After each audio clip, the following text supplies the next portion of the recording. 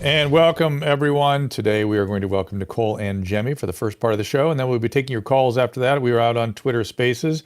You guys are slowly piling in there. And of course, I'm watching you also on the Restream and over at the Rumble Rants, where there's nobody just yet. So you guys got to pile in there as much as possible. So Nicole has a new book out. We'll be discussing it, and she'll show it to you as soon as she comes in here. The book you can order, it comes out today. It's Nicole Angemi's Anatomy book. There it is. It's an extraordinary book, a catalog of familiar, rare, and unusual pathologies. And we will be talking about rare, unusual, and familiar pathologies today. Get a little bit about COVID. And again, as I said, later we'll get your calls in here. That'll be at the top of the hour. We will go out on Twitter Spaces and take calls. But let's get right to Nicole's interview. Our laws, as it pertains to substances, are draconian and bizarre. The psychopaths start this way. He was an alcoholic because of social media and pornography, PTSD, love addiction, fentanyl and heroin. Ridiculous. I'm a doctor, for sake. Where the hell do you think I learned that?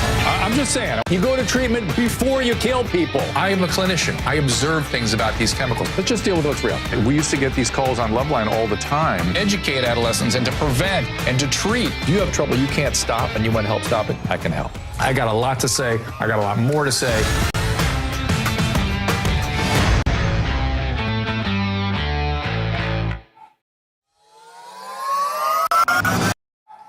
Hey everyone, welcome. Nicole has, of course, one of the most popular Instagram accounts out there. It is at Mrs. MRS _ Angemi, Angemi. If you like some of the stuff that's in the book here, you will love all the grossness that that she shows on the Instagram account, as well as her website, The Gross Room, GROSS, thegrossroom.com. Please welcome Nicole Angemi. Hi, Drew. How are you? I'm great. So tell us what's in the book, why they should buy the book, why you wrote the book, what's going on?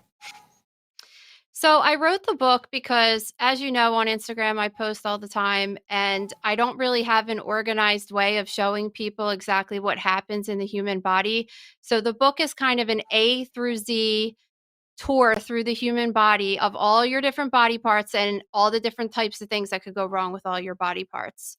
And I give a brief introduction in the beginning of my life and my background working in pathology. And also, I just talk about my kind of theory of the human body and why I think it's important to share this kind of stuff. Give me a thumbnail of that, if you don't mind, because I know you and I share a similar feeling, which is just that it's matter of fact. It's why I did Loveline. It was also simple and basic, and people should understand this material because why not? Exactly. Yes, they should understand their pathology. They should understand their anatomy. They should understand a little bit about how their body works. Give them also a little sketch on how this happened to you, how you went from nursing school. You talk about this in the book a bit, how you went from nursing school to the path lab. So I kind of was a lost teenager. As you know, I'm like one of the original teen moms. I had my daughter when I was in ninth grade, and I didn't really know what I was going to do with my life. So I thought, hey, I'm just going to go to college and become a nurse because that's what girls do, right? And I started going to college, and took the basic classes like biology and algebra and all those types of things. And then I soon found out that I really liked science and I didn't want to be a nurse at all because I took biology for my very first class, and I had never taken biology because I dropped out of high school. So it was new and interesting to me, and I got to look under the microscope for the first time, and I immediately fell in love with science right away. And you ended up liking what was under the microscope, So ending up in a cytopath lab, I mean, right? so basically, if you want to know how I got into that, my teacher was a microbiologist, and she worked as a microbiologist in the hospital, and she kind of introduced me to that world. And then I got a job right away in the hospital working in microbiology, just like putting urine on petri dishes and stuff like that. And then I kind of just fell into it from there. I went to school to be a cytotech, which is looking at cells under the microscope. And then I got a job doing that. And then that's a division of anatomical pathology. And that's how I discovered the whole world of gross pathology, organs, autopsies. So I mean, that went over a course of, 10 years or whatever, but it was I make it seem a lot faster than it was, but it was, I fell in love with science. That was the beginning part of it. And you've been fascinated with gross anatomy and human pathology ever since. And did you, I don't remember in the book if you tell the story about the limb refrigerator. You tell that story in there? Um, I might touch on it a little bit because that was basically how I figured out that I was working at anywhere near that kind of stuff in the hospital. So when I worked in the cytotechnology lab, I just would sit there and look at slides all day, and I wore clean clothes and I sat at a cubicle all day. And then one day, I tell this story because this was kind of the changing moment for me. I was sitting at my desk just looking at pap smears, and all of a sudden I heard commotion in the hallway, and then it was really smelled horrible, like, a dead decomposing body kind of. And I went out to see what the commotion was, and they said that the leg refrigerator was broken and it was leaking. And I just was so surprised because I didn't know that there was a refrigerator that was holding amputated legs in it that was really on the other side of the wall I had been sitting at for 2 years. And when I went over there and looked at it, there was just like all these legs just kind of tightly wrapped in biohazard bags so you could see the outline of the leg just stacked up in this refrigerator. It was really just crazy to me to see that. And everybody's just kind of working back there, it was like a clear fridge like you would see in the pizza shop or something. And everybody's just working back there, just acting normal. And I'm just like, but there's legs right here. Like, what are you talking about? Um, and and then, I made friends with the people that worked back there, and I would go day and just be like, "What are you guys doing?" And it would be like a colon, like, for example, like a, diverticulitis colon sitting there on somebody's Like thing, I and it have. looks like, yeah, like, it just looks like a kitchen. There's a cutting board, and there's knives, and there's blood, it's just it's like cutting meat, basically. But, I saw really crazy things like a giant ovary, like a huge ovary bigger than my head, and I couldn't believe what I was seeing. And then all of a sudden I didn't think the microscope was so cool anymore because I was looking at all this stuff. And how many autopsies do you think you do in a year on average over the Well, last, say, 20 I years? I would say like the hospital that I used to work at, we did anywhere from like 150 to 200 a year. Um, and it just varies depending on where you're at. Because then after I had the kids, I worked at a hospital that did far less, maybe like 30 a year. You know what I mean? So it Hmm. depends. I could say that I've done hundreds over my life. I don't really know exactly a number because I never really kept track. And I also, did so many internships and observed autopsies, not necessarily cutting them. So I've just Right. been immersed in that world since I was like 19 years old. So, I'm sure it's got to be 1,000 if you really added it up. yeah, I'm not. I And, I really have no idea because then we did a lot on fetuses as well. So that's. I mm, mean, that was a bulk of it, and sometimes those numbers are counted in surgical pathology versus morgue numbers. But yeah, I've had my hands in a few bodies. quite a few, and learned a bit as a result. What do you Sure. mean when you say pathology is bigoted? It's a bigot. Well, a lot of times you try to hear people trying to talk about medicine and trying to say that it's broad based and you don't want to kind of narrow it down to certain races or certain age groups or something like that because that's, really big thing right now. But in pathology, that's just the most important stuff that you need to know. You need to know how old people are. You need to know what race people are because certain things happen to different demographics of people.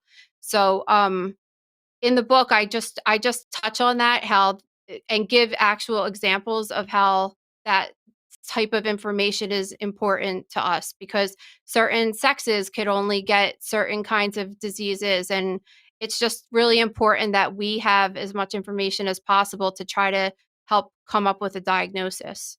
And all of medicine Yeah, should be that way, not just pathology. biology is just a fact. It's just a thing. It's just a phenomena. It's just a structure and a physiology and a biochemistry, and it just is. And I wouldn't say you're so much a bigot as a profiler. Yeah, exactly. I mean, you know that everything has most commons and everything, and then you're just basically trying when you can narrow things down, okay, it's male, it's female, it's the whatever sex it is, whatever age it is. Um, I did my mystery diagnosis the other day or on Monday on a neuroblastoma, which is a tumor that you would most specifically see in children and young, you know what I mean? Like you need to just know Yeah. how old the person is, and all that information is important as much as they don't wanna say it's important, it is important. We need to know all that stuff. Yeah, I mean, just the most an outlying sort of description would be you don't see prostate cancer in children, you don't see prostate cancer in women. Yeah, Period. exactly. Ever, Yes. ever. No. It's not even to just playing the odds. That just doesn't happen. And you don't see Yeah. neuroblastomas in a 75-year-old, at least not in a 55-year-old. You don't see it certainly. So, all right. Exactly. So yes, we agree completely. So let's think. I'm looking at some of the other things you have a comment somewhere that humans are animals like any other animal, and we don't ask veterinarians to adjust their perception of the biology of animals any more than you should be adjusting your biology on humans, right? Yeah, exactly. Like, and that's one of the points that I bring up in the book is that we're just like every other animal. We are considered animals.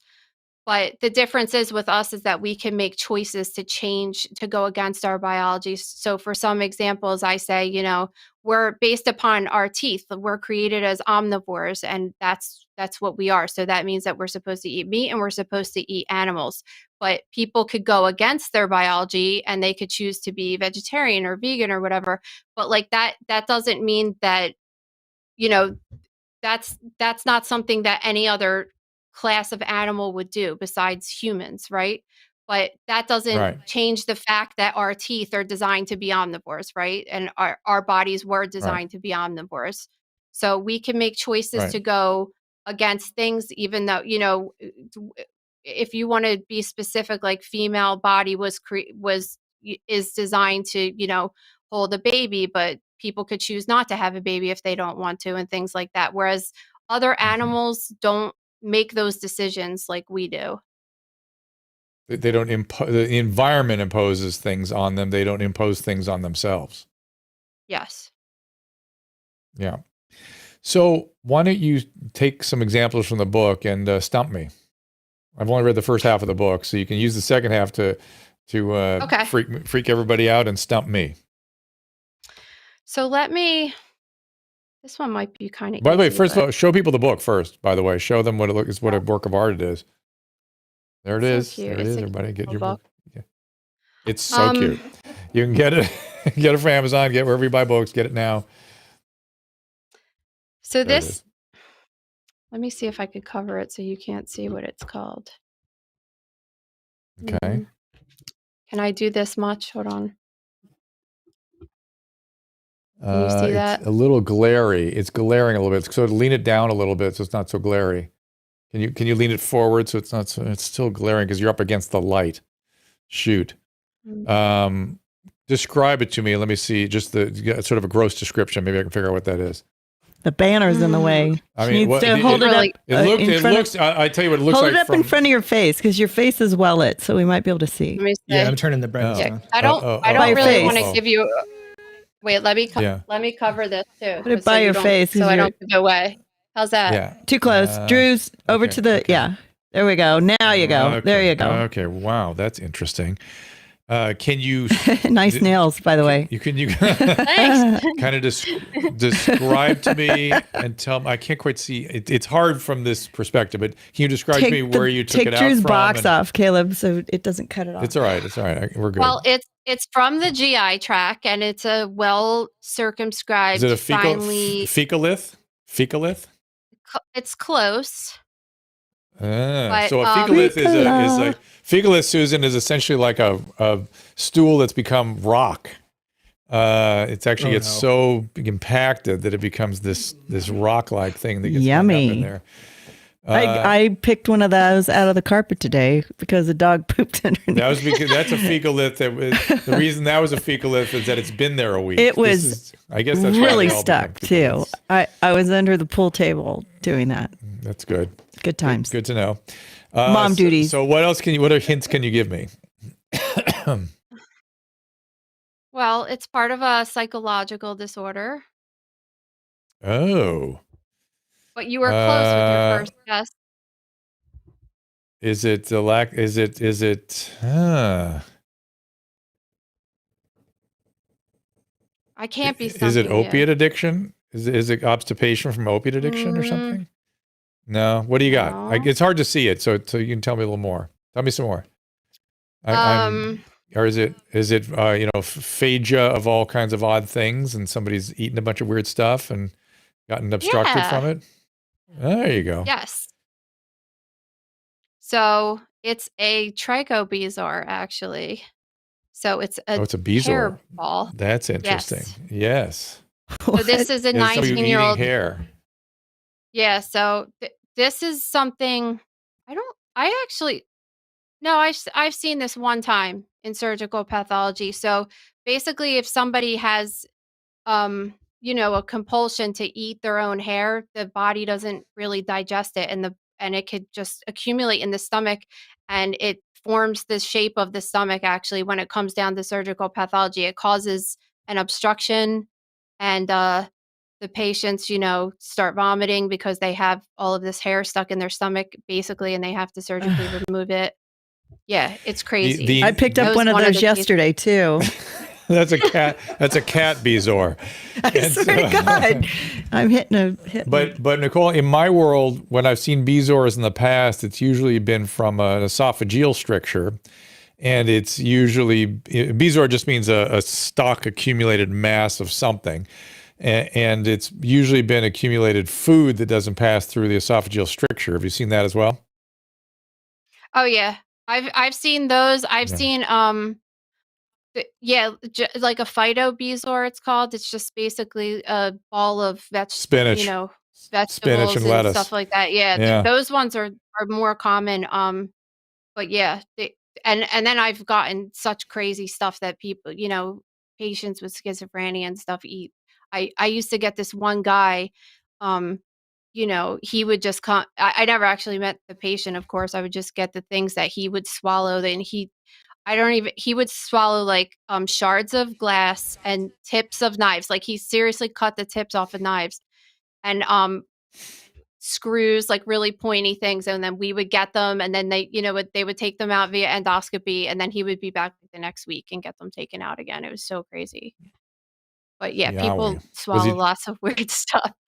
I got a lot of weird foreign bodies like that. Like I got a butter knife once, a pen, which I think that's a lot of it was from people, trying to make themselves throw up and just, losing their gag reflex from throwing up so much and sticking things way too far down and then like losing it, I had a patient really that used to roll. I had a client that used to roll up a belt, swallow it, and then pull the belt out as a way of inducing the vomit.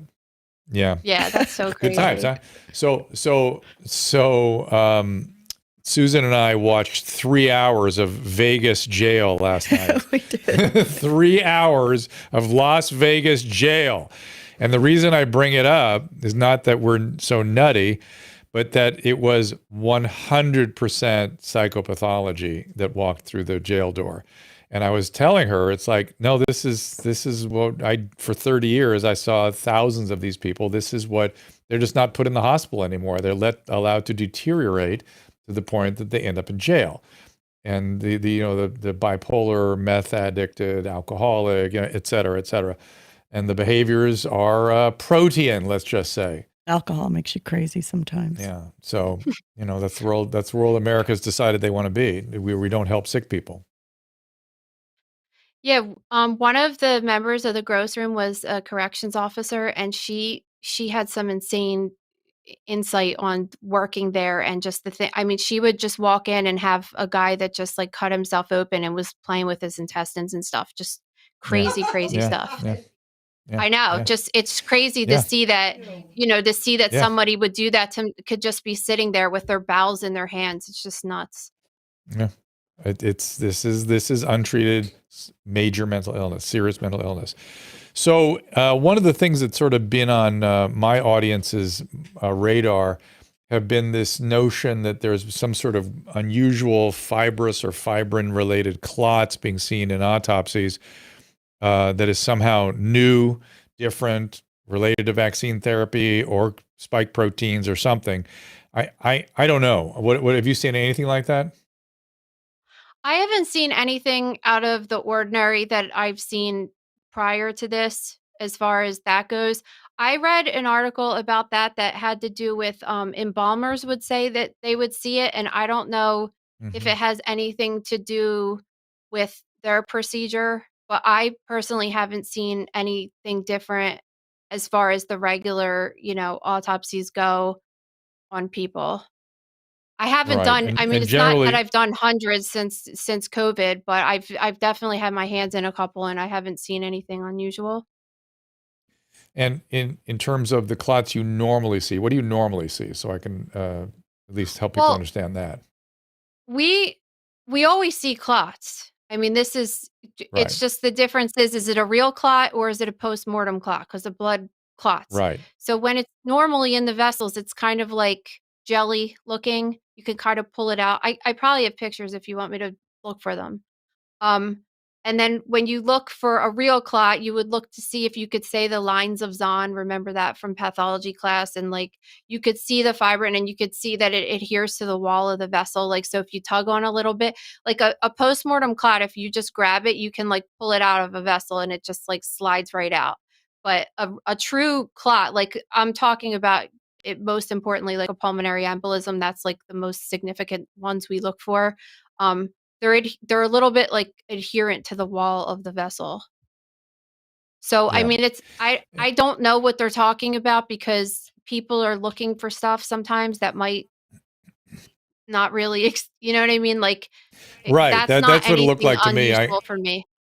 Yeah, I was very skeptical when I saw what they were describing because I was thinking this does not look that unusual. Now, by the same token, maybe the person died of some sort of consumptive coagulopathy, but that's not weird clots. That's a consumptive coagulopathy. That's something that's a diagnosis you should be coming to, as a result of the path workup, right? Yeah, and I mean, I think every dead body has clots in it. Like that's because Mm. that's just what happens. And I've seen Yeah. some weird ones over the years that to the point where like I would show the pathologist and they'd be like, I don't know, just take a section of it and let's look it under the microscope because it looked a little bit different than the other, like a Mm. classic postmortem clot, but it also wasn't a Hmm. PE clot either.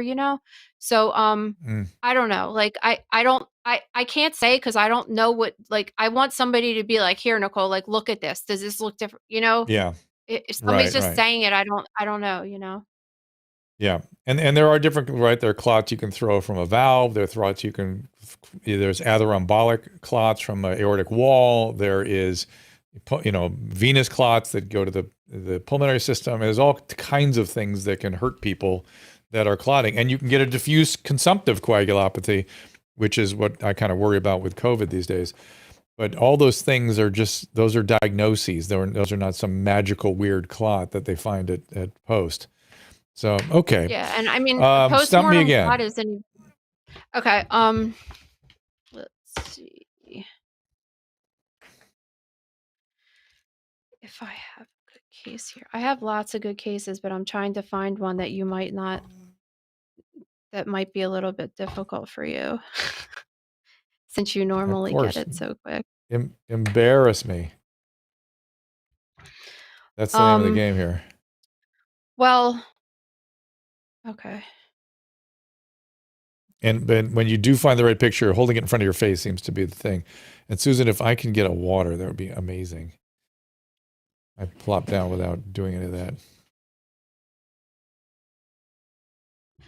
All right, let's see if you know this one. So this Okay. is a funny story. One of my daughter's friends just texted her and was like, "Oh, I just got your mom's book and I opened it to this picture of someone's butt crack." Here you go. It is someone's butt crack. How fantastic. Oh, nice. Okay. Ew. Okay. Over to the, take it over to your left. I mean, you're right. Okay. Sorry. I think I know. Go to the right. A little more. A little Sorry, more. I'm kind of Cover your like face. I'm kind of like backwards. I'm can't- gonna say that's a rectal fistula. Huge. There. Perfect. I'm gonna say Oh, I'm claiming rectal fistula or a gunshot wound. Let me see if I, What? Too much anal sex. No. Perianal, either a perianal abscess or a rectal fistula. Those are my guesses. Okay. No? okay. Oh my Squamous No. CAs? Squamous You're cancer? close though. No? Yeah. It's a pilonidal cyst. Oh, I'm used to those being more midline. Yeah. If anybody's Yeah, interested, it's probably that is hard what Josh. for you to tell. Yeah, Josh I'm sorry. Potter had one, and I cleaned it. I did a irrigation and drainage on it on camera. You can find it at your mom's house, and his was so deep it went all the way up his spine. You should use his pathology report for your next book. They had to splay it open, and it was about 10 centimeters. Went Oh, wow, almost to the really? got They got seem just so short of painful. osteoporosis, just short of it. Yeah, Wiz Chris saying hair cyst. Pilonidal means nest of hair. It's Latin for nest of hair, and it sort of starts as a ingrown hair. Somebody kind of called thing. it deviated rectum. Deviated rectum. There you go. We got nothing That's but funny. comedians here. All right, well, Nicole, we wanted to Nothing better than butthole jokes. make sure to get you in here. I know you've got to run. We want to get you in here to promote the book and to get people to go get it. Hold it up again. Nicole Angemi's anatomy book. True. Thegrossroom.com is where you can get it.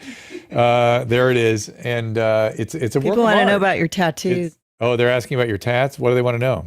What do they want to know? Like, is that, What do is you that want a to know? neck tattoo? And I'm like, Yeah, yep. show them It your neck is. tat. That's what they want to know. One is, which one's this? There are two of my kids' names. One says Lillian and one says Lucia. Me and Gabe have matching the same ones. My husband. And For those of you And that Oh, don't so those Gabe are is know. really Gabe is pretty. a fire chief. They live out in Pennsylvania, and He's a been trying to get captain Nicole at to do. the he's captain in Captain. Camden Fire Department, actually in New Jersey on the other side of Philadelphia. And I'm trying to get Nicole to do television for a long time. And one of these days, maybe I can persuade her to. And both she and I, before I let you go, have been just wondering. I think with COVID and all, Nicole and I commiserate with each other what seems to have happened with our peers. It seems like they divided into risk averse and risk tolerant camps, didn't it? It's like people, a lot of our peers showed up to just completely risk averse, and as such, made bad decisions because you have to have risk reward thinking at all times, not just risk avoidance. Yeah, I mean, for me, this whole thing's been really difficult because obviously, like, I've seen. I think if you ask an average person how many dead people they've seen, it's not really that many. And I was working. Not only did I do all those hospital or those autopsies, throughout my training and my career, but also I used to take care of all the the people that died in the hospital. So it was, the one big university hospital I worked at, it was like 600 people a year dying. So I saw so many dead people every day. So people dying isn't like huge to me. Like people die every day. And that's life, So I don't, and Do you think that's what it is, that we've hidden death away? Even physicians don't get to see death unless we're a hospice doctor or an internist that deals with death and dying? yeah. And I just think I don't know where we ever came up with the concept that people shouldn't die. It's just really Yeah. crazy to me. So, I mean, obviously, if you can prevent, people from dying as much as possible, but I've heard just crazy things like one death is too many and this and that, and it's just like, come on. And it's become this obsession with the death count on the news. I don't know if that's happening as much anymore, but it was like every single day I was getting like an email from my county saying how many people were diagnosed, how many people died. And it's just like, if you did that for any other disease at any time, it would be very significant and striking as well. Like, but Yes. it's just so that kind of stuff just was like driving me nuts because it's always been a reality to me that happens, Yes. and they went That's a why, little Nicole, lot of overboard.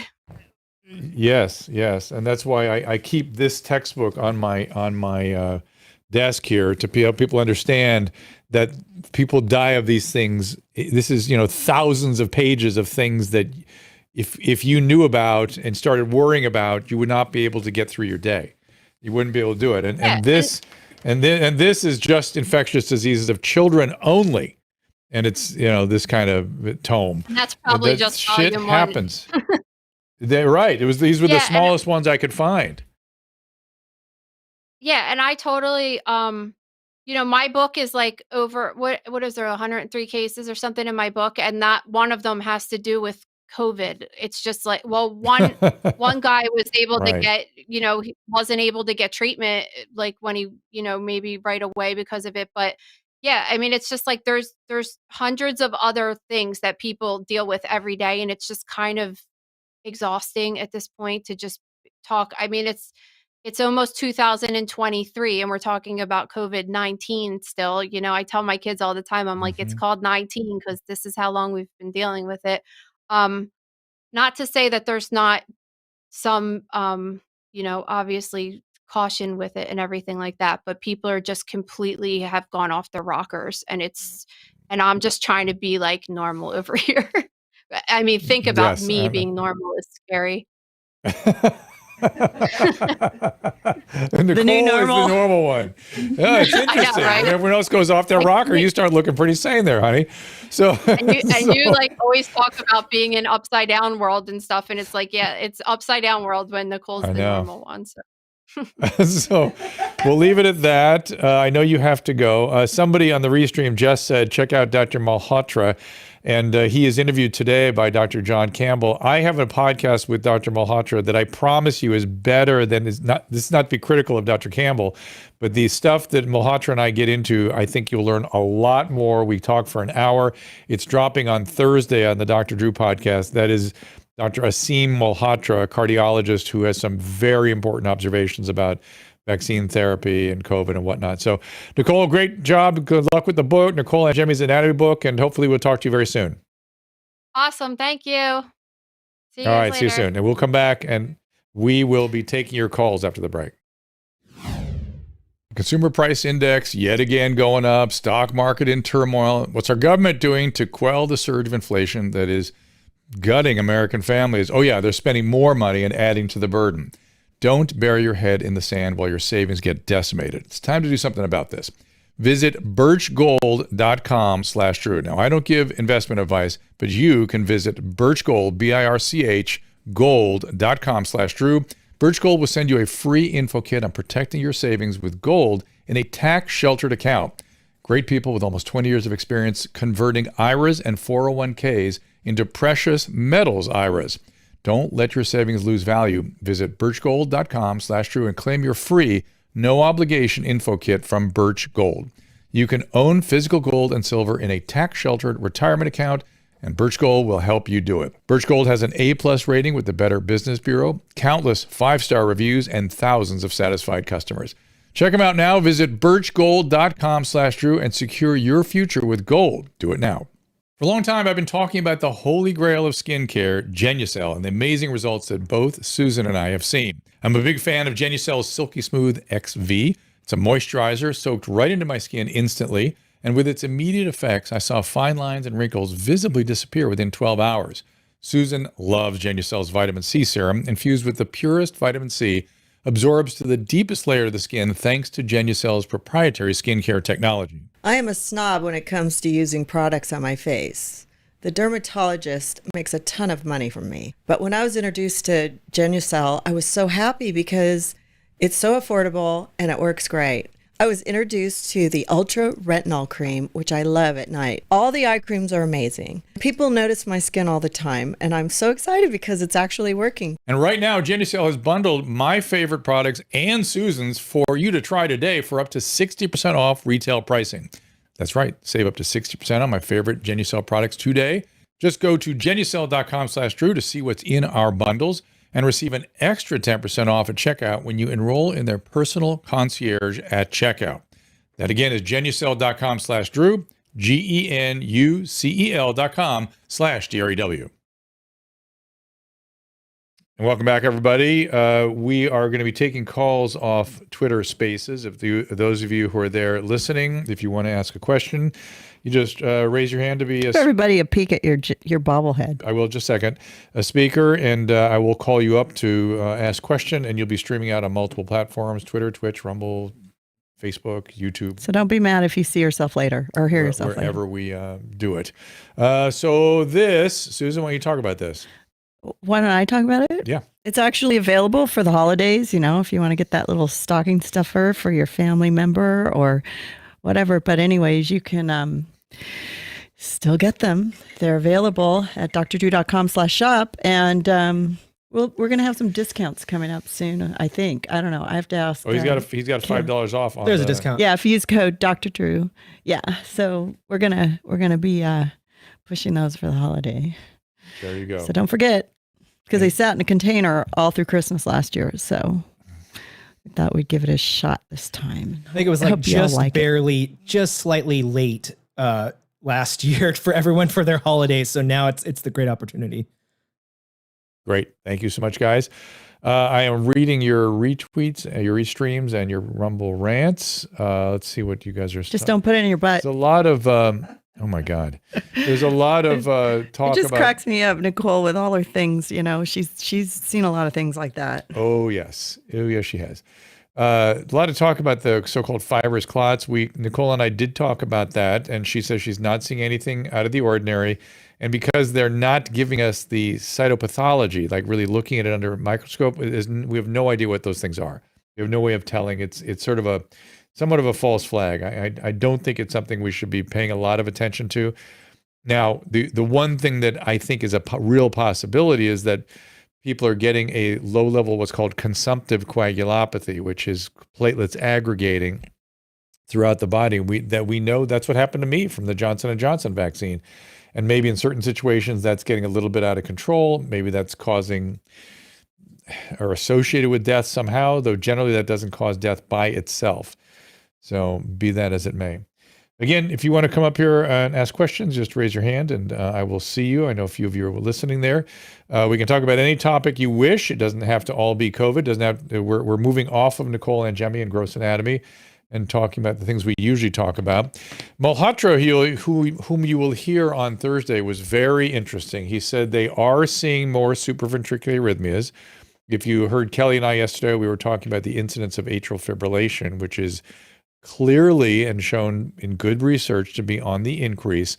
But it is not just atrial fibrillation. These rapid, your heart has 4 chambers, 2 on top, 2 on the bottom, and your heartbeat generates from the top. And if there's something irritating the top, it starts firing off uncontrollably and moving through the AV node into the ventricles.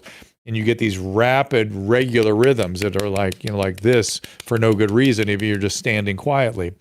And those can become dangerous. And they sometimes have to be treated in essentially all cases. So you have to take medication. And often here's what he and I talked about. We're often seeing that people need what's called ablation, which is they go in with a wire through the leg and feed it up to the heart, map out where the electrical discharge is coming from and burn that area of the heart. And that is something really unusual in young people. I'm used to doing that kind of thing in older folk, but that has been up lately in young people. He confirmed that. He confirmed a theory that, again, it's not been substantiated yet, but he is seeing evidence and apparently has some papers coming that show there seems to be some accelerated coronary disease. His own father died of it. I'm worried that Megyn Kelly's sister died of it. Her sister in her early 50s had a heart attack suddenly yesterday. So we're worrying that we're seeing some sort of accelerated coronary disease caused by something related to the spike protein. So and of course, he also confirmed the myocarditis incidence, which we talked about. If you listen to Thursday's podcast, you can get it at drdrew.com. We talked about the fact that myocarditis before vaccine therapy was essentially always viral myocarditis. I mean, there's other causes, but what we would see was viral.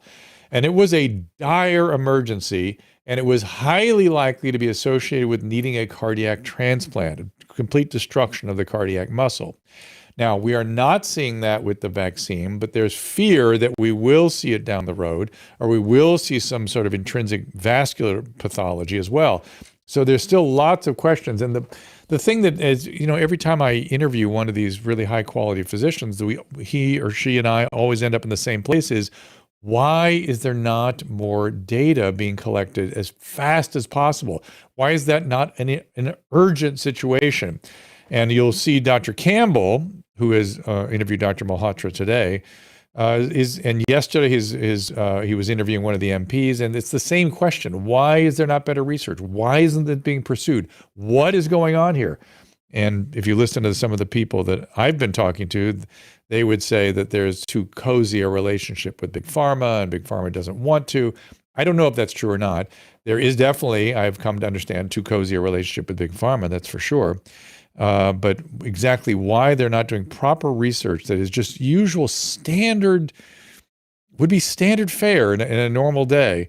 In fact, I saw something fascinating today. I saw a headline that said, because there was some new IVM data out that shows it doesn't work, and I'm not surprised by that.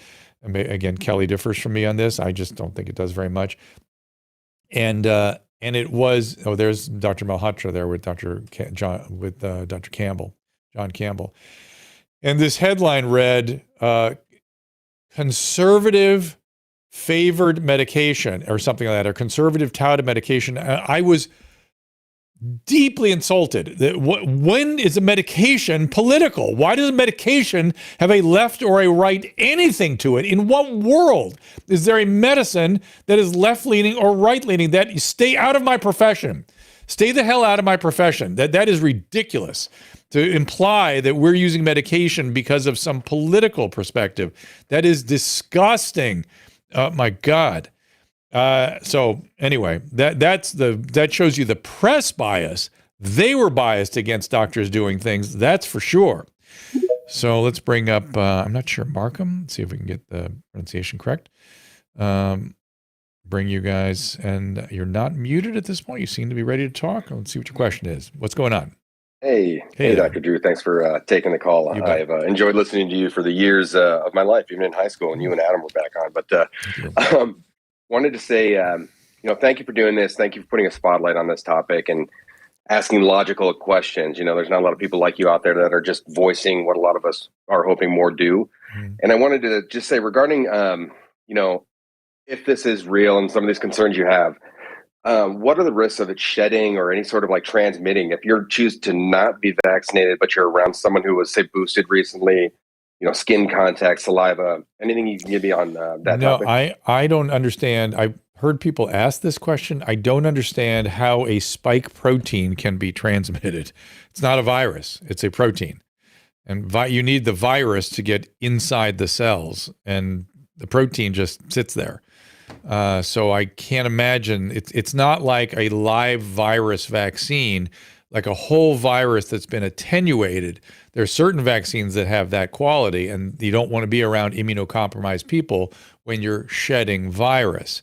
But now, the mRNA, there you go, sorry. Yeah, the mRNA vaccines, I don't know. It has to be shot unless... I can't even imagine a situation where it gets in, because that's why it has to be taken in the form of a hypodermic syringe. You have to put it deep in the muscle for it to be transmitted. So I guess I've heard some of the issues where like it, getting out of the muscle and into the blood, and that's leading to other things. And it does. And so, I'm hearing a lot of this, and it's a concern of some people I know. And so, I just want to bring it up just to say, hey, I don't know if it's real or not. No, and, I appreciate your feedback on that. You could see how we'd have lots of transmission because there's lots of vaccinated people, and there's no transmission of anything. And there are whole virus vaccines out there like Covaxin. I would like to take Covaxin if I were to take a vaccine. And even that one, you don't shed virus. The mRNA virus is highly lipophilic. It stays in the cells. It doesn't get out, and there's no way to get out. If you took your blood and injected into another person or transfused it, well, then maybe, but there's no routine way that could be transmitted that I can see. Tim, what's going on? Anybody else have questions? Just come up and raise your hand. And Somebody said, did you see all that Biden said today to get COVID vaccine to protect others? Oh, jeez. Well, it doesn't work like that. It doesn't work like that. Susan has been taking notes on all the things she has learned here since we started doing this. No, it's just, I was just thinking on the way to where I went today, I was like, if we get on our trip and they say, are you vaccinated? And why didn't you get the other booster? I'm going to say, because it doesn't protect other people. It's, right. It's not even. And it doesn't. And as you see, Dr. Walensky. It doesn't help you. Why do you care? Dr. Walensky got it and then got COVID 3 weeks later. And so it doesn't prevent you from getting infected. It doesn't prevent you from infecting other people. It just doesn't. And so I believe in elderly people, it does prevent more serious complications. I really do believe that. I think that fits my clinical experience. It fits the data. And the question isn't, does it help? The question is the risk reward worth it? That is the question. Is the risk you're taking worth the reward you get? And if you're 32 or 25, I'm not sure. Maybe because not. There's almost no risk to the illness. There's some risk to the vaccine. Maybe that's not a diathesis you want to do. You have to talk to your doctor about that. Don't worry about grandma. No, grandma's going to get it either way. And let's make sure she has Paxlovid on hand and that she's been properly boosted up. Yeah. But I mean, we've all been boosted, so we should not all die of it. It's less of a chance. Well, there are immune evading viruses coming our way. And so there may not be any real significant use of the vaccine. But again, we do have therapeutics. And the scarier thing is mostly for older people, though. The Paxlovid, right? No, what I'm saying is if these immune evading viruses really take hold, we will be using Paxlovid in younger people because it's also evading the currently available monoclonal antibodies. And that is kind of concerning because we like to have a few things on hand to help people. But the monoclonal antibodies will catch up with that. I guarantee it. They will show up. Tim, maybe mute yourself there and go ahead and ask your question. Tim. Hi, thanks for having me on. Calling from Australia here. Was a part of the 263-day lockdown in Victoria. And I'm kind of just curious in looking further into how governments shifted their focus from originally, obviously, we're all concerned about, what was going to happen. We didn't know what this thing was.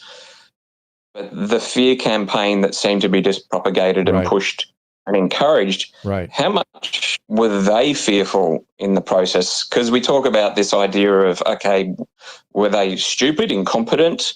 Were they money-driven?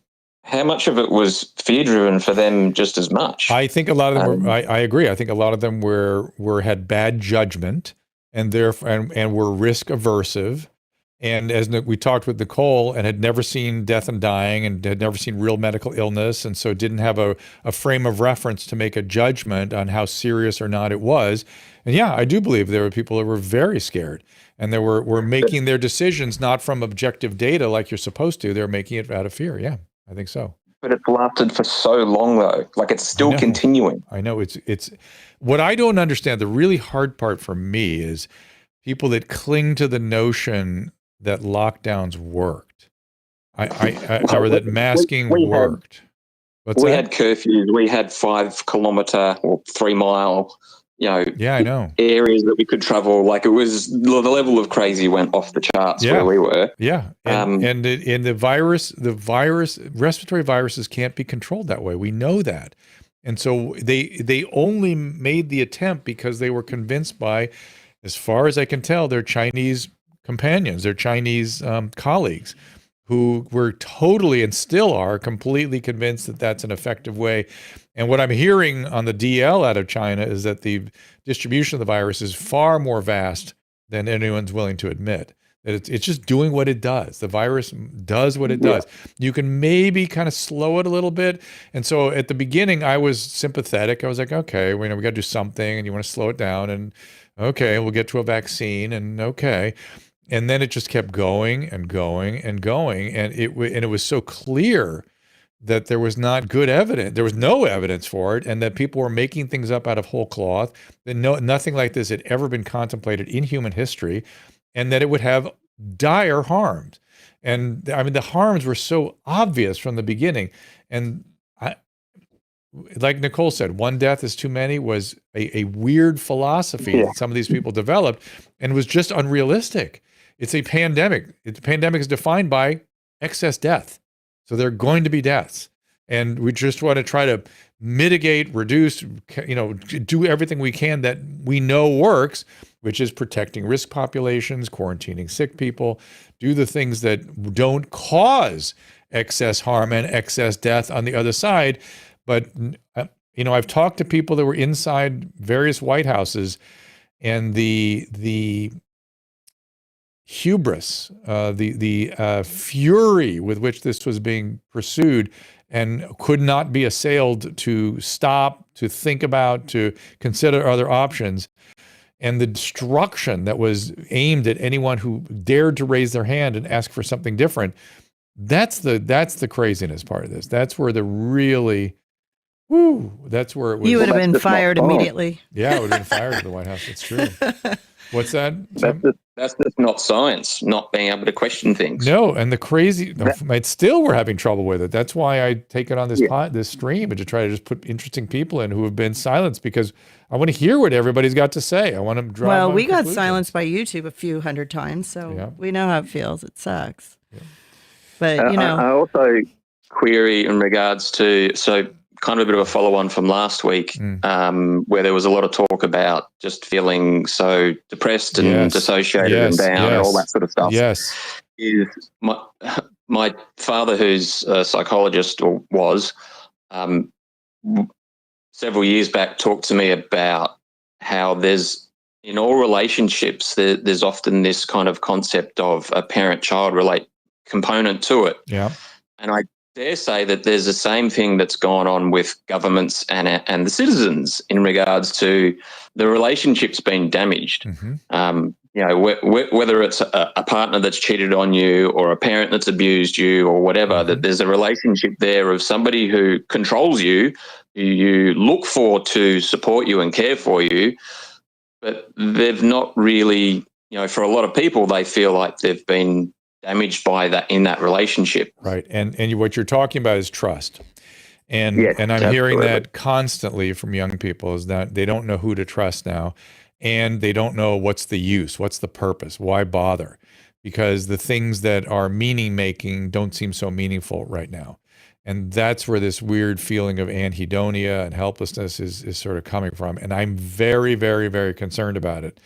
So thank you, Tim. I appreciate the comments. I don't remember if I mentioned it on this show, but Susan and I were watching a documentary about Gilda Radner from about 3 or 4 years ago. And they panned on to this audience in a theater. I actually saw Gilda Radner's one-woman show in 1978, and I remember it, and I remember being there, and they panned this audience. And I normally have tremendous I hate the 1970s. I feel like it was the most depressing, awful. There was crime, and there was racism, and there was horrible car design and horrible architecture, and we destroyed great things like Penn Station. I mean, they're just stupid, horrible decade. But they panned across the audience, and what did I say, Susan? What was my reaction looking at that? Oh my God, audience? that's me. No.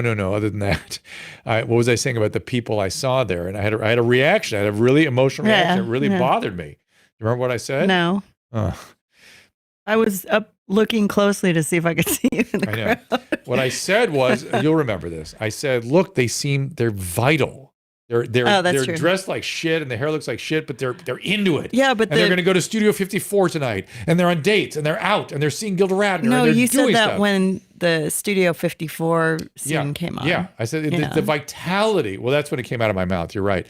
The vitality does not exist.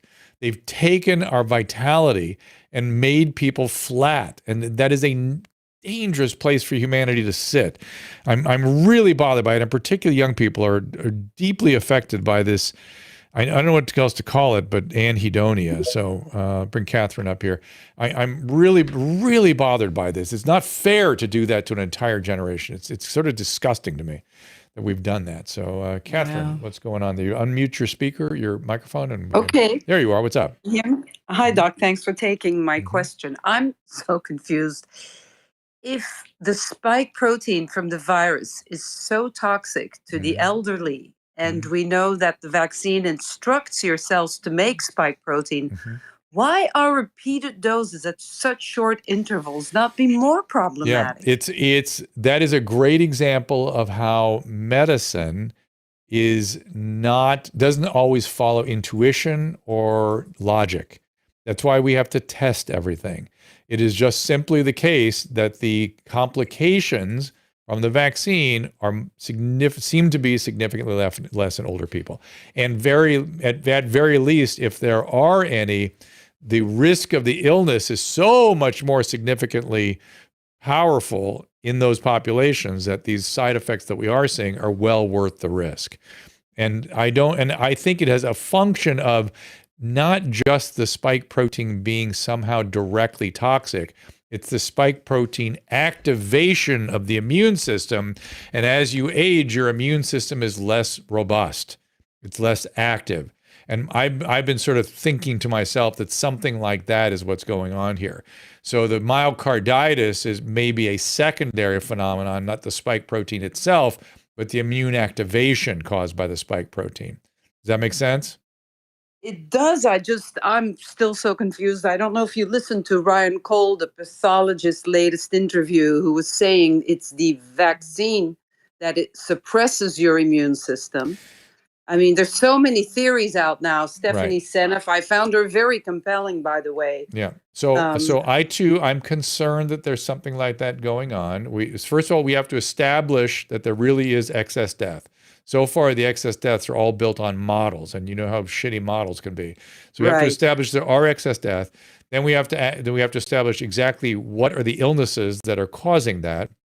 And then I worry about two things. I worry about what you're worrying about. I worry that there is some immune alteration and that we're seeing cancers, but that should be more in the older population, like you say. That should be as you get older, that's where the genetic errors associated with cancer are more likely to occur. And so why aren't we seeing that? And could it be accelerated heart disease? Well, yeah, Megyn Kelly's sister died yesterday. I'm really worried that that's going to be a significant problem. But the biggest mystery of all, Catherine, is why we're not rushing to look at this, why this isn't a national priority. Forget, Jake Tapper wants us to talk about the consequences of school closure, which is obvious. It was obvious from the beginning. There's no conversation needs to be had, but this is something that really needs to be answered as soon as possible. Yeah, and just real quick, I found Edward Dowd's research now on the insurance actuaries, very interesting to listen to. Did you hear, is that the interview I did with him you're talking about? I'm sorry? Did you see the interview I did with him? No. Oh, you have an interview with him? Yes. Yeah, we had almost 1 million views. Yeah, 1 million views. Oh, really? Yeah. Yeah, he really got the ball rolling. Yeah, just look around at drdrew.com. Is it Caleb? Yeah, you can find it on YouTube. Caleb, put it up here so she can see it. Great. I'm finding it right now. We had a really good conversation. If she just goes to youtube.com/Dr. Drew, it's the featured video right now. She can go and see it. And you can just also see these at drdrew.com. Does that go to YouTube, Caleb, when you click on it? I have links on there. It'll show you. Yeah. So again, thank you. Look at there's a lot of noise, Catherine, a lot of noise. I don't know what to do with all this yet. All I've been able to do through talking to everybody is piece together the craziness that was happening and the concerted effort to silence anybody who raised their hand and had a question, which was to me the really the evil part of all this. That's the craziness of this. What exactly we're doing, what exactly has happened. I have clarity over 75. I have some understanding over age 65. I understand using Paxlovid over age 65. When you get in the younger populations, I know what to do with monoclonal antibodies. I know what to do with steroids. I know that there are certain things we can maybe get some benefit from, but the Omicron hasn't really needed very much, really, although I've seen some nasty Omicron. So I'm not quite sure what we're doing. It has yet to be sorted out. Well, what are we doing with younger people? And then what is the burden? Is there any burden of indiscriminate vaccine therapy above age 12. And I will say it again here, I've said a million times, which is vaccine therapies are usually targeted. They are shingles vaccine for people over the age of 60. It's pneumonia vaccine for people over the age of 60. I don't give those to 12-year-olds. It's yellow fever vaccine for people traveling to endemic areas. I don't give it to my kids who are sitting in Pasadena. It doesn't make any sense to me that this is the one and only vaccine that is completely indiscriminately distributed, even though the primary illness is in the adult. Here's the Ed Dowd interview. There you can see him right now with Dr. Kelly Victory also. He's obviously the other gentleman on the screen here with us. Interesting guy, smart guy. And he's not a medical professional, but he has a lot of data. A lot of data. And he's a data guy. And I don't know. It's interesting. You see what he has to say, see what you think of it. I don't yet. Okay, Catherine, thanks. Appreciate it. Let's keep going here. There's lots of questions flying around here. Here we go. Trying to get Betsy up here. Okay, Betsy, what's going on? Hi. Hey there. Okay, so my question is like kind of health related, but not really. Okay. So I like need to get 8 to 9 hours of sleep a night. And if I don't, I basically just won't get out of bed. Like I work from home, so it's kind of okay if I do that, which is probably contributing to the problem. But like I got 5 hours of sleep last night, and I know that a normal adult is able to like get up and do the day, but I literally just stayed in bed all day and just like couldn't do anything. And why 5 hours? What happened? I was up printing last night. I'm like a photographer, so sometimes I'm up late, but not often. Maybe only like once a month. And why? You just couldn't sleep past daylight or something, or? Oh, I had a call at 9 o'clock. Ah, okay, got it. Okay, so it's not like your mood's off and you're having early awakening and can't go back to sleep, that kind of thing. Physically shut down if I don't get a certain amount of sleep. Is that normal, or am I a normal person, or am I? Well, it depends what you need by normal. I mean, that's kind of a word that I try to avoid as much as I can. But let's just ask some questions. Have you had this your whole life? Yes. Do you know if you're getting effective sleep? In other words, do we know, are you dreaming normally? Are you thrashing about? Do you wake up and the bed is completely torn apart? Do you sleepwalk? Is there anything about your sleep? Yeah. No, I sleep like a rock. Like nothing can convince me to not sleep. And you have deep sleep. It is comical. And how about dreaming? Do you have dreaming? Yeah, I have like really like vivid dreams that are not like scary or anything. Okay. And you're not getting up and walking or anything of that sort? No, couldn't convince me to do that. Do you have any medical problems? No, none. Medication? None. You could get a sleep evaluation just to make sure your sleep cycling is normal, but I don't know what you would do about it, even if you're having excess deep sleep, because this seems to be just you. You've always been this way.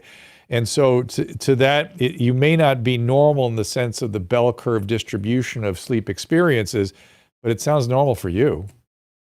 So I'm just being a brat, is what you're saying. No, that's not what I'm saying. That is categorically not what I'm saying.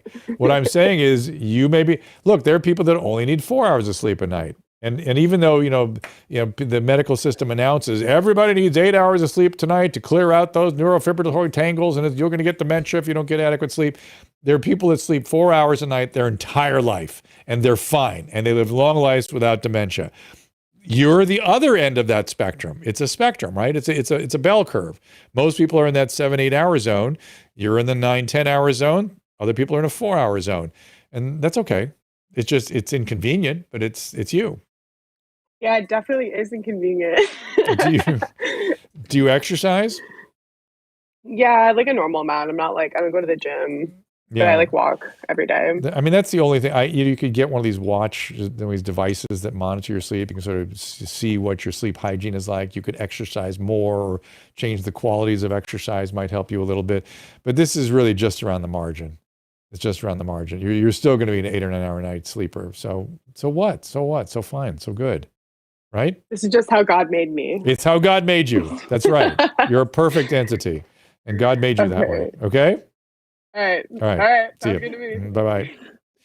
Bye-bye. Susan, you're you're not so much these days though. What? You used to be more that way. Like what? An 8 hour sleeper. Yeah, but I I think I had menopause for a really long time. I wouldn't sleep and I just felt like dog do the next day. Right. Because when you sweat all night and then you wake up 15 times and then you have to wake up and drive kids to school and go to the ice rink and go, be a mom. It's a lot of work. Felt like dog do. Winston, what's going on there? Hey, what's happening, Dr. Drew? Hey, man. Just wanted to ask a question about the conversation you were having earlier about the clots. Yes. And, and the whole thing kind of got me wondering, we talk about how much kind of flack is out there right now. And it's been really kind of curious to me to see what they allow through and what is instantly censored and shut down. Yes. For disinformation. It is weird, isn't it? Yeah, it's kind of like that, the Hitchens razor, like what can be, proposed without evidence can be dismantled without it. But when I see the treatments that seem to be showing some real promise, getting, absolutely shut down, the I word and so on and so forth, versus a lot of these kind of wild claims that are flying around. And I just wanted to get, strap on your tinfoil for me. And what would be your guess as to why they're allowing some of the wild claims versus not? Caleb, you've talked to them. Do you want to address this? Are you talking about YouTube specifically? Censorship. Yeah, well, we have Rumble now, so I want to just give a shout out to them. But let's see what Winston's talking about. Winston, is it the YouTube censorship? Well, it's kind of censorship as a whole. I look at how, Twitter, YouTube, the big kind of tech oligarchy. Each is different. So let's talk about YouTube. But they were all uniform on... They are all uniform on IVM and HCQ. They're all uniform on that. Yeah. And Caleb has some insight into that. So go ahead. Honestly, I think that some platforms, they allow the super extreme crazy stuff so that they can point to those things and say, hey, this is what we're trying to get off of our platform, as opposed but then they get to sweep in 50 other degrees of things in whenever they get rid of those. It's like it's when you label someone a conspiracy theorist, it's the same thing. It's like, well, if you just toss out the word conspiracy theorist on someone, well, then a good portion of people will be like, oh, okay, you should just ban them. They're just conspiracy theorists without ever looking into it. So I think it's a tactic there. I also think 100%. That some of the changes recently are because more evidence is coming out about this stuff and it's hard for them to deny it. And they might be afraid that they're going to start getting sued for it's like what was happening, I believe, in New York, where just today there was news about, I think it was a bunch of firefighters that had to at least part of their lawsuit to get their jobs back because they didn't want to get vaccinated, and it was their choice. And their back pay. Exactly. Back pay. Exactly. So it's that's going to start happening. It's a big deal. Yeah, it is happening. And Pam Popper's doing that. That's everybody should. We talked to Pam Popper all yesterday. The lawyers should do that. Who's doing a lot of these same kinds of cases. And which isn't anti-vaccine. It's just pro-choice. It's anti-mandate. That's all it is. Let people choose. 100%. It's like the Alex Jones syndrome, you kind of let him go and then you ban him because any rational person would be like, well, yeah, I mean, the Sandy Hook thing, absolutely ban him. I'm okay with that one. And then that kind of opens the door for, well, we did it once, the precedent's been set. And I kind of get that vibe with, I don't know, using them as an example of why we're trying to censor things, the nanobots and the blood clots and all that type of thing. Yeah. It's just so extreme and so far out there. Yeah, I worry about all extremes right now. I really do. Have you seen that Johns Hopkins paper that was sort of a war game on a pandemic, like in 2000? The SARS pandemic? Yeah. Absolutely. Have you read that thing? Line for line. And here's what's really fun. You get that and then just do a keyword search on it, and type in vaccine injury and X, Y, and Z. And then you look at the timelines that they have on it. And here's this is going to flip. You got to hear this part. In the pandemic exercise, the sitting president steps down halfway through their term due to cognitive difficulties. you can't make this stuff up. Like it's seriously ruined fiction for me. Oh my God. So what tell people what that is and what the arc was, because it's almost exactly what had happened and is happening. I couldn't believe it when I read it. I was like, it's truly striking. So, and again, I'll qualify this. The Event 201, have you heard of that one? No. Okay. Well, that one's even more, this one will be even more exciting, but they do these war games, these German war games, and these are put on by the Bill and Melinda Gates Foundation, John Hopkins, as you would expect global health to do. Right. and they kind of game plan what would happen. Well, in this one, in Event 201 specifically, now this one was done October before COVID broke. So And this October one- 2019. Correct. Yeah. And this one, they've got a video up, a website, you can watch it, and it's how global business can work together and facilitate things. And this one was, wouldn't you know it, a new novel coronavirus that breaks out across the world. Yeah. And I mean, it's just been line for line. And with the SPARS pandemic, it's been even kind of creepier. But in that one, they go into real good detail about how they can stop misinformation, how Right. they can, because in the pandemic, they get a vaccine and, oh, well, you know, the Black community is not, uptake with vaccine is bad because people are talking about Tuskegee. So we can reach out to hip hop people and have them push vaccines in their community. And then there's even I think the character's name in the story was Epi Girl, who was like an online blogger and was compiling reports of vaccine injuries and how they were trying to censor her. And it's wild. Well, when I read it, it was so close to what was actually happening. It forget the fact that it was weirdly clairvoyant. It seemed to be their playbook. Like it's all there. 100%. Yeah, that's what they're doing, is all the things that they say they should do in that playbook. And it includes censoring people. And they go so far, though, as to say that there will be a huge backlash and a great consequence from all of it. Did you see all that part? Yeah, well, the backlash happens too, and they break the vaccine injury court in this, and they end up doing authorizations. They talk about EUA, but they do authorizations for more payments, and the what is it? Some cognitive something. I'm drawing a blank on the term that starts to happen, like mad cow disease, basically, whatever that would be. Yeah, the vaccine was causing that in children. Yes. And that was the big backlash. And I mean, honestly, like when I see anything like that, I'm like, well, first thing I think, of course, they would want to war game this. Yeah. Because that's kind of what they do. Yeah. And then as things start lining up, I find it harder and harder to kind of steelman their point. Like, well, maybe they just knew it would be a coronavirus. Maybe they knew this, because it's so uncanny. Well, but I think rather than reasoning from the place of the story they set for themselves, think more in terms of their response and how much that their response in this story is exactly what they said it was going to be. And that to me is the part that's the smoking gun. And the state doesn't really know anything other than that kind of response. They don't really know compassion. They know control. I kind of firmly, I'm cynical as it may be. Yeah. Well, and when one of your earlier callers was talking about the lockdowns in Sydney and China and how it's still going on. Like, it's not about the virus. And like, as much as I hate to say it, I don't think it ever was. It seems to be about control. I can't accept that. You may be right. I'm prepared to say you're right, but I can't accept that. It's a very minimum, though, people that don't mind exerting control of other people and seem to kind of like it. And there are people that don't like doing that. I've noticed that. Taking advantage of a disaster. Yeah, did you see that?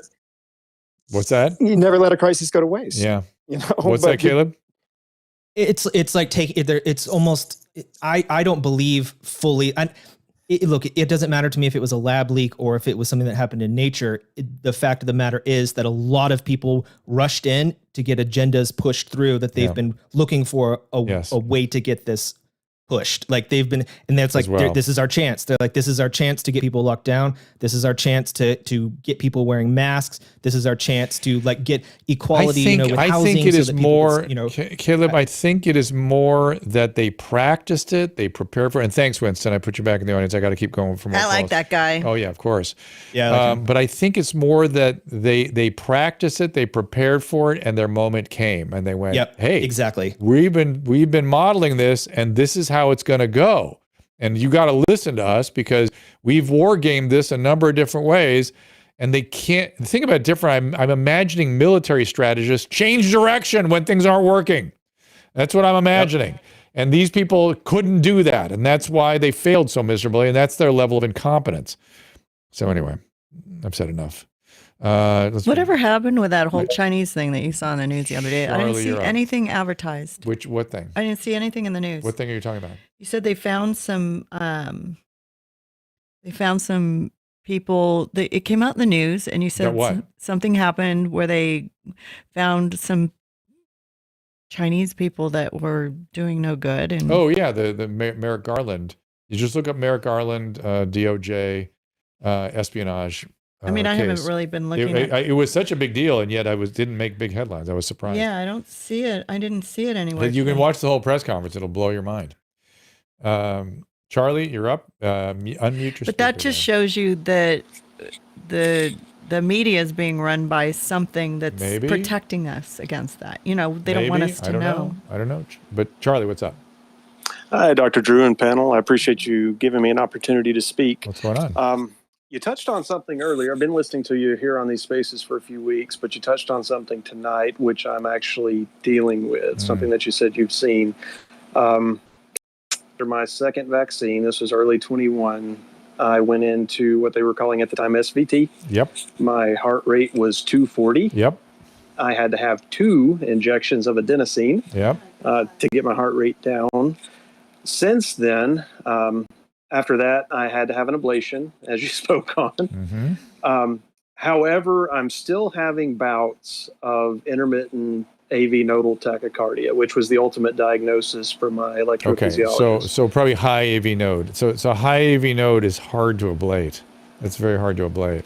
Yeah, they had to take a little time. He said that he had to take a little, and I'm a layman. I mean, my wife's an RN, but I have no medical knowledge. Yeah. But he did say it took a little time to kind of isolate it and pinpoint it, but he felt that it was successful. Good. I haven't had anything quite up to that level of 240 since then. Okay. However, I've had a couple of times where it's hit like 150, 160 without me doing anything physical. Okay. I am taking metoprolol, succinate twice a day, very small dose. Metoprolol? Yes. People tend to not like that medicine, so watch for side effects. Okay, I haven't had any. Good. I've been Good. taking it for months, Good. and again, it is a small dose, just like 25 total per day. Okay. But I haven't seemed to have any problem other than I'm just having a hard time sleeping. But I think that that's maybe anxiety around what all's been going on. So I'm sure they also told you that given what you're describing, it's not particularly dangerous. In other words, you don't want to ignore it, but it's highly manageable and not likely to break down into more serious stuff. When you were at 240, that's no bueno. that is no bueno. Right. That is a whole different story. But anything 130 to 160, you're sort of in a more safe zone. Okay. Uncomfortable and maybe a real pain in the ass in terms of exercising and that kind of thing. But when you're on the beta blocker, you should be in control of that. Did they try cardizem with you at all, you know? They haven't, and that's really part of my ultimate question. Number one, it's been very hard to get anyone, even my primary care doctor, to sort of acknowledge that it could be related to the vaccine. Nobody will. Nobody will. Yeah, the kicker here is that I had a full heart workup because I have a left bundle branch block. Uh-huh. I actually had gone for a colonoscopy, and they found that on the monitor, so they sent me for kind of a full workup just to check. And I got, seriously, I'm in my mid-40s, but I got a super clean bill of health for my cardiac workup. I mean, they were very pleased with it, and then this happens less than a year later. Well, but they haven't really, I can't get them to tell me that where I'm at is okay. You know, you mentioned that just now about it's okay. You know, I'm sure they told you. It's not. It's okay, but it's better. It's okay, but I wouldn't be happy with this. I'd want better. Well, and I'm not. And what I'm running into, doctor, is that I'll just be sitting up watching a show with my wife, or I'll be driving, and my heart rate's at like 105, 110, and I'm not doing anything. Yeah. I don't feel like the metoprolol is doing anything negative from a side effect standpoint. Oh man, did they talk about any definitive treatments? They have not, and I just had an echocardiogram because I've gone back to them and been like, hey. Unfortunately, definitive care. Oh, oy vey. So you should be able to find a medicine that works. That's the bottom line. And I would keep going until I find something that works for me and makes me happy and is not bothering me with symptomatology.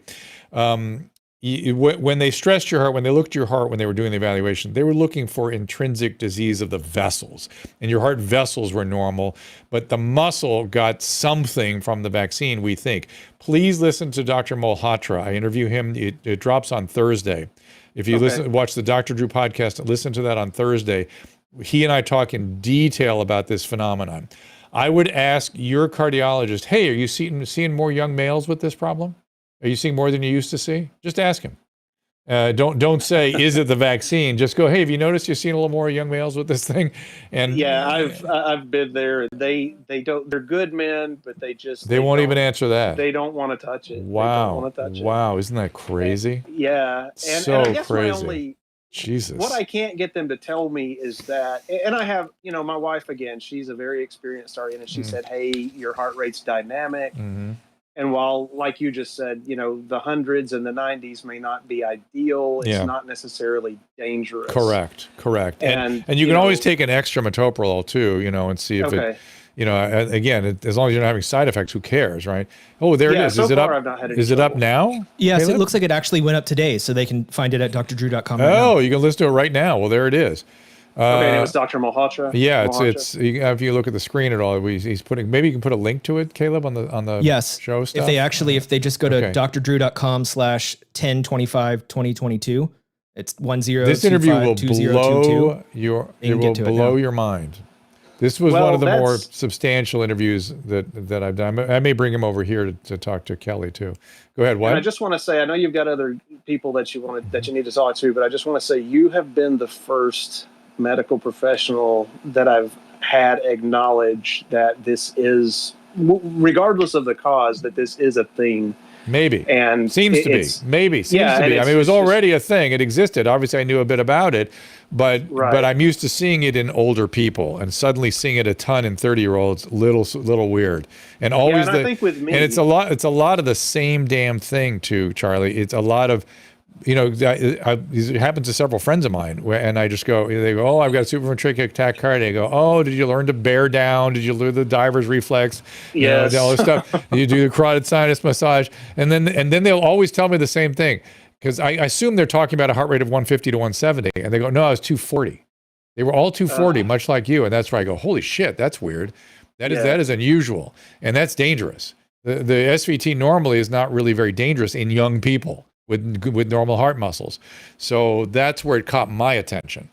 So here we are, right? So something's up. Something's going on. It just seems like it. I don't know. Well, I mean, is there a question that I should be... I do see my electrocardiologist on Thursday. Is there something I should be asking them? They did another echo, which I'm sure is going to show normal. Yeah. But is there something that I should be asking them for? Is there something that I should ask them to maybe pursue? Well, that you really want to be more comfortable. You want to be able to exercise normally.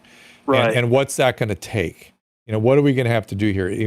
As you look, what is your treatment plan for me? What is your stepwise approach to my treatment to get me to where I can exercise normally and feel normal? I don't feel normal now.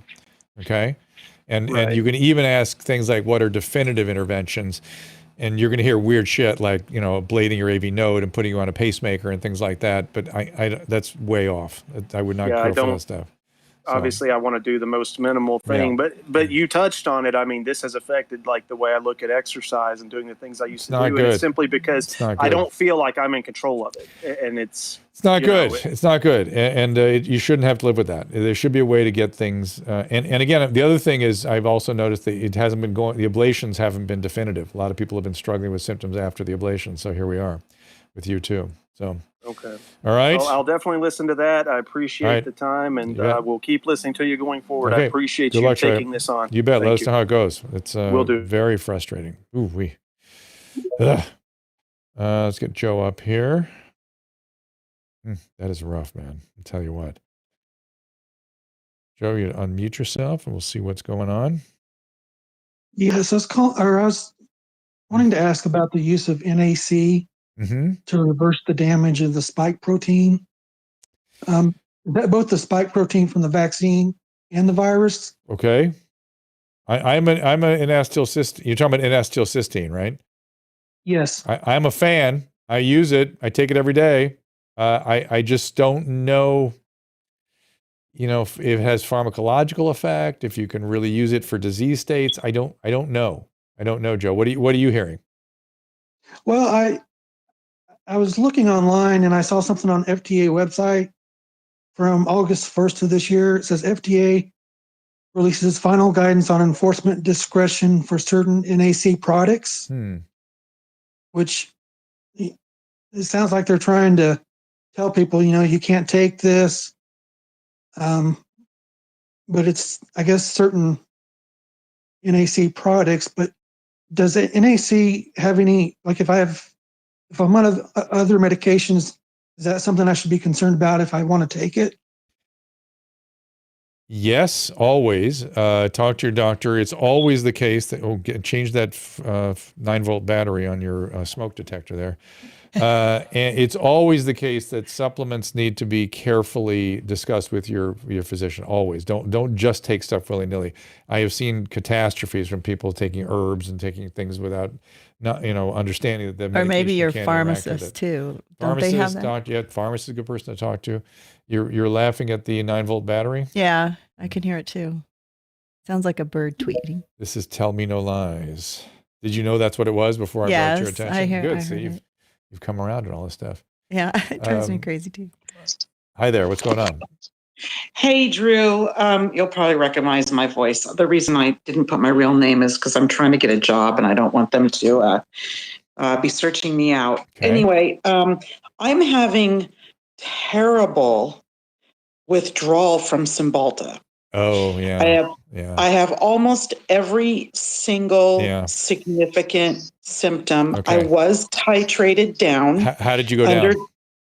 I went from my doctor supervised. Mm-hmm. My doctor, I started with either 60, then I went down to 40, then I went down to 20. How fast? Over a long time, over a few months. A few months. Yeah, okay. 3 months, okay. 4 months. Okay. And the last was 10 milligrams every other day for a week and then stop. That was pushing, I believe. I still have symptoms as I'm talking to you. Mm-hmm. The brain zaps are the worst. Right. The nausea comes in second. And now I get these these chills. They're not, they're like, I don't know how to say it. They're like shivers that make your whole body vibrate. Yeah. But you're not cold. Right. And then the excessive sweating. Oh my God. Yeah. So it's been definitely more than a week. It could be 2 weeks. I could be going into my third. I've kind of lost track of time because in the beginning I thought, God, I really feel like crap, but could I have COVID again? I did it. You tested, yeah. And it's not, and I tested, of course, because I get enough pressure from everybody. Well, just do a test. Okay, I did a test. It was negative. Well, do another test. You could not show up for 2 to 4 days. And I'm thinking, you know what? You vaxxed people may not show up for 2 to 4 days, but I feel so crappy that if I have it, I have it.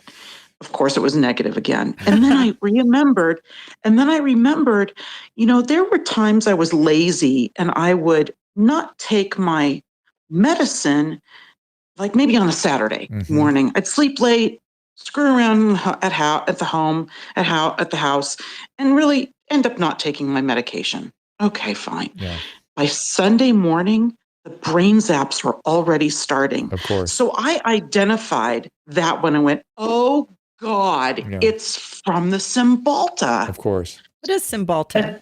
Cymbalta is an antidepressant, anti-anxiotic. It's an SNRI, so to speak. It's a dual agent. Yeah. It's like Effexor, and these medicines have a withdrawal syndrome. I had an Effexor patient. The Effexor is even given in higher doses than Cymbalta, and I got her all the way down to 8.7 milligrams a day, and we could never go below that. Which is like it's not even a homeopathic dose, but she elected just to stay on that. And we were trying to move me from Cymbalta to Wellbutrin because I have like no libido and I hate it. Right.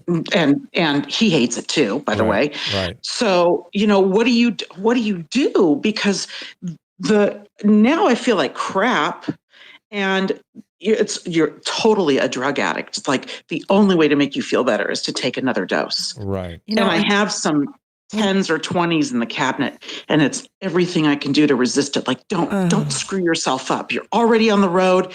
You've come this far. Just try to suck it up. So Drew, I know. When she was talking about the sweats and all that stuff, I was thinking, do these SSRIs also affect your hormones at all? Like I remember the Wellbutrin was supposed to help you but this is all a better classic. libido, but when she says she has no libido, maybe her hormones. This is all symbol to withdrawal. It really is. You don't need to add another. One of the things in medicine is called Occam's razor. Remember I taught you that one thing explains things is if it explains things adequately, it's the one thing. You don't have to add multiple things. And when I said, "Oh my God, I've got it. I know exactly why I'm sick." Yeah.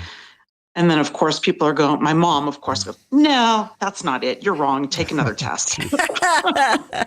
I said, I am not taking another test. I am 100% spot on. I am feeling everything. Yeah. I went to my school's 45th anniversary celebration on Sunday. It's outside in the city. I'm in short sleeves and jeans. And when I got home, I looked like I had gone through the sprinklers. Yeah. I was drenched. Yeah.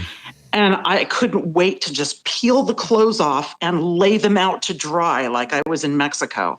I haven't had that again since Sunday. And I thought, oh, maybe I'm turning the corner. But as I sit here right now, my eyes are vibrating. Okay. My brain is vibrating. My body is vibrating. Oh my God. It's horrible. It's miserable. It's horrible. I know, it's miserable. So what can I do? Anything? Do I really just have to suck it up? I'm looking up while I'm talking to you some of the management strategies. Neurontin? I've used Klonopin occasionally for this, just to give people some withdrawal, some relief. I think cyproheptadine has been advocated in certain situations.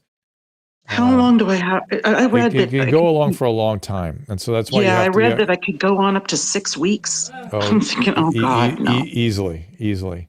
And so you want to get something kind of going here, and the less I'm trying to see if I can find anything, and now because I have no job, I have no insurance, so now I don't have anybody to call to write me anything up. Oh my God. I know. You really do need a psychiatrist who has experience with this. I do not. I've seen it, heard about it a million times. I'm not treated. And you know what's interesting? I was never managed by a psychiatrist. I was always, actually, I take that back. When 16 years ago, when I first went on it, I was managed by a psychiatrist. Then my general prac, whoever it was at the time, and over time in the last 16 years has picked up the responsibility. So I don't even have a psychiatrist to go to. And of course, if I could even get Medi-Cal, then this group is advocating switching to another SSRI. Well, it's the same thing. It's the same thing. It's still It's still going to screw up my neurotransmitters. It's still going to be in my brain. Here's treating SSRI withdrawal with cyproheptadine. Let's see if it's what it says. This is it's not a. The people have been using antihistamines and things. What is all that noise? Oh, sorry. That was. Make it shut up. Sorry. Her phone. It's the phone. Talk to your doctor about cyproheptadine. That's the only one that comes to mind. And Klonopin. Those are the two that come to mind as possibly useful. But you really Unless you have should. addiction in your family or whatever. Yeah, obviously. No, I don't have addiction in my family. We have to be careful with the Klonopin too, because of course that will have withdrawal symptoms if you use too much of that. Right? Yeah, don't use too much of it. So, I could take like a half of one and I'm just out of it. Well, I don't want to be in a coma. I haven't been able to exercise. I know. You do it at night before you go to bed, and then you just feel better the next day. Sometimes. That's for anxiety or whatever. So it's very frustrating, very difficult. There are so many crazy withdrawal symptoms. What's that? Would something like clonidine work for what she's saying, or is that not applicable? Yeah, I was thinking about clonidine, but sometimes let me look it up for you. Did you see that somewhere? I did not look. When I looked it up, I just looked at basically, I didn't see any medication, but I was looking specifically for what the side effects were with the withdrawal, what the side effects were with coming off of. And when I saw withdrawal and I went, oh God, check. I thought, oh my God, please don't make this go on for 6 weeks. I can't. Yeah, clonidine is an option. Let's see if we have any other. That's the reason why it comes to mind is I just remembered because whenever they had me on all those like opioid painkillers for almost a year before I had well, that's different. Clonidine, that for sure works there. Yeah, for sure works there. It worked so well for the withdrawals and the tapering down and all of that stuff. I was totally fine. And my doctor had just mentioned, in a lot of cases, it's almost like it's almost a one size fits all for a lot of cases for different things like this. So I wondered if they've tried that yet for this. I'm just looking at Is it common? Like I was feeling a little bit better on Sunday and it started back up again on Monday. And now I'm like, I haven't had the shakes this bad yet. Yeah. Is it supposed to be getting worse? Yeah. I mean, yes, it does. You have to kind of suppress it. So it does look like clonidine, lofexidine, and I've seen cyproheptadine being used. So these are all, but you have to, it's activating the histamine system and the locus ceruleus that seems to help with some of this stuff. And so, too bad I can't just take Benadryl. Well, I wouldn't do that without supervision. That's for sure. Because it would be a lot. Histamine 1, yeah, it's hard to say. Again, you'd have to be very carefully watched. So you got to get somebody I can't help do you. it because I don't have a doctor. Well, so there's no point. Yeah, but can't you go to some sort of teaching hospital or county funded or something like that? I don't know. I'm in LA. Where can I go? There's a place called the Magnolia Center in the West Side. No, is that what it's called, Susan? I don't know. That place that. Is there anything in the Valley besides all of you? If that's even still there. No, what about at SC? No, all of you is a UCLA hospital, and so that would be a good place. I can't think of anything else in the Valley off the top of my head. But you just look up, county funded, teaching hospitals, that kind of thing. And but the problem is it's going to be, you can come in 3 weeks, so maybe you can get somebody on the phone. I mean, see if you can get any crisis lines on the phone, get some advice. But it's challenging. It's very challenging. It's terrible. And people can even get akathisias from withdrawal. What's that? Where you start pacing around and you can't stop moving. It's a little different than what you're having. Your thing is the temperature dysregulation, the chills, and the zaps, which are typical of the SSRIs and the nausea SNRIs, and the nausea and vomiting. Yeah, that's typical. I mean, yeah, it's why I remind everybody all medicines are bad. It's only when the risk reward is worth it, and you're reminding us of that today. So okay, so then in that case, what should I? I'm on that. I'm on Wellbutrin. I'm on. It's. I'll tell you what. The doctor right? that's prescribing it cannot abandon you, even though you don't have insurance. So call that group, or whoever that doctor is, and tell them what's going on. Okay, let's start there. Okay. Yeah, they shouldn't be able to start with that. Ask about cyproheptadine. Ask about clonidine, and can they help you? And they should be able to do it over the phone. Because they are the prescribing, they are responsible. They are the ones. They are the prescribing entity. I was going to say that. Talk to Lizette very quick here. That was interesting for me. Just kind of review that. I've seen a lot of that stuff. Ugh. Yeah. Lizette, you got to unmute yourself there. What's going on? Hi. Hey. Sorry about that. You bet. Hi. Hey there. I've been on the call for a while. I wasn't sure if you touched base on the RSV situation that's going on now. I did not talk about it, but that's kind of awful. Little neonates are getting a lot of RSV. RSV is on the rise. Yeah, I don't have any babies that small. We just got over RSV with my 4-year-old and my 1-year-old and myself, but they too, my 4-year-old's got it really bad, and obviously it's scary when they have it. you go, you get checked in, and they're just like, oh, it's just RSV. Just go home and watch him. Yeah. He's turning blue. He's turning purple. He can't breathe at night. Put a vaporizer. Okay. But now I'm watching the news, and it's like RSV, big bad virus with kids and this and that. And now I'm wondering, like, okay, so is it really bad? Because I was just sent home. Keep an eye on him. It's generally it can be a little scary, but it's generally not bad. But here goes the press again, trying to make trying to freak people out, and they don't turn them off immediately. Give them what they deserve. They start that shit, immediately turn your television off. Immediately, if you have a subscription to a newspaper that's trying it, end your subscription. That's the only way to get these people to stop this insanity. Yes, RSV is real. RSV is dangerous. RSV is nasty, and it doesn't. And most people get well fine. And did they ask you to get a O2 monitor on the finger or anything? They did not, but I have that. So I have one of those, and I always kept it on. I have a pediatric one, and I have an adult one. Great. So I kept it on him. Great. In the middle of the night, and I'd watch it go down while he's sleeping. Yeah, but he was right next to me. He slept with me, and that's kind of all I did. And It's usually all it's required. It really is. You might need some breathing treatments, and you might, it can be bad. I'm not going to kid you, and it's awfully pervasive now. It's really coming on strong, and it doesn't. It's not like this coronaviruses that mutate into nastier things all the time. This is it's what it is, and there's more of it, and you got through it, and good, great, you're now through it. Yep. Yeah, we totally did. But yeah, like you said, the media is like just they're out of control. Going crazy now. They're out of control.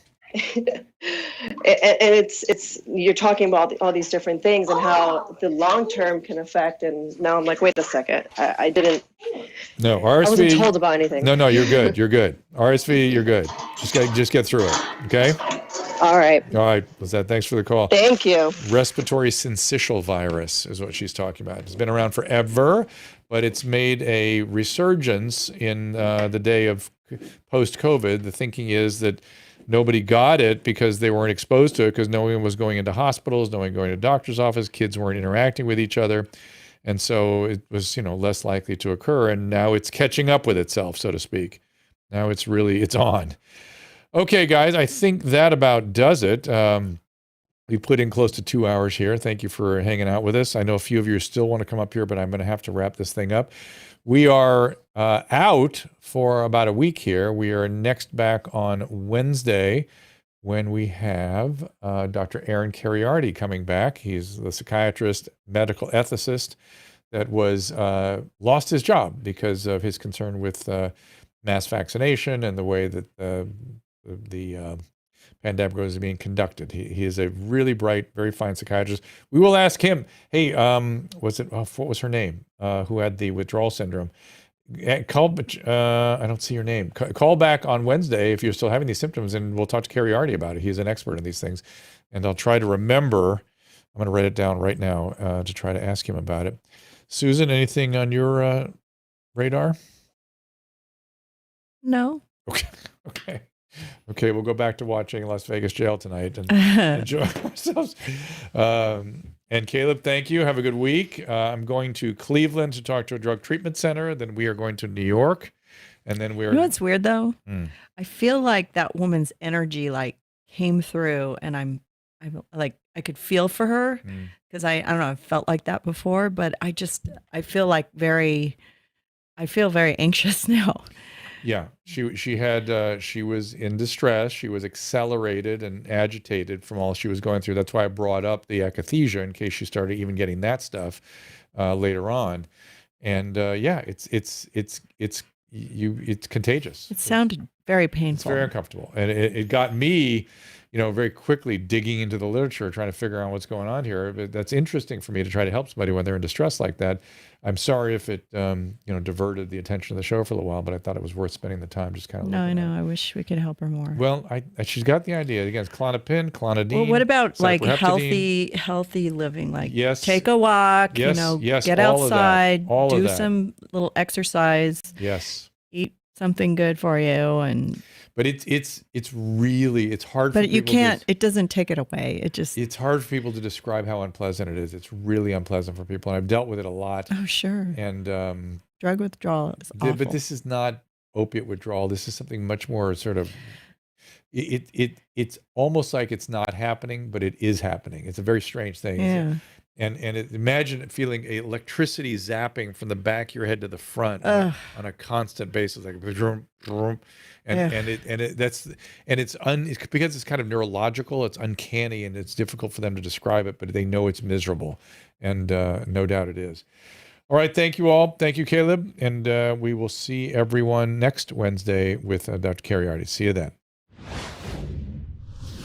Ask Dr. Drew is produced by Caleb Nation and Susan Pinsky. As a reminder, the discussions here are not a substitute for medical care, diagnosis, or treatment. This show is intended for educational and informational purposes only. I am a licensed physician, but I am not a replacement for your personal doctor, and I am not practicing medicine here. Always remember that our understanding of medicine and science is constantly evolving. Though my opinion is based on the information that is available to me today, some of the contents of this show could be outdated in the future. Be sure to check with trusted resources in case any of the information has been updated since this was published. If you or someone you know is in immediate danger, don't call me, call 911. If you're feeling hopeless or suicidal, call the National Suicide Prevention Lifeline at 800-273-8255. You can find more of my recommended organizations and helpful resources at drdrew.com/help. We wrote a pilot and called it Legion of Skanks, which was just awful. Jay found a copy of the script, and he's like, we should read this on the podcast. We should do like a live reading. Smart. And so we did it, and I was like, man, we stunk. Like, I thought we were so good. But then when that went nowhere, we started the podcast, and that ended up being really good. So yeah, we got something out of it. Faithful fans. Oh, yeah. Well, they have nothing else, Dr. Drew. This is all they have is this podcast. I don't know. They're loyal to a fault.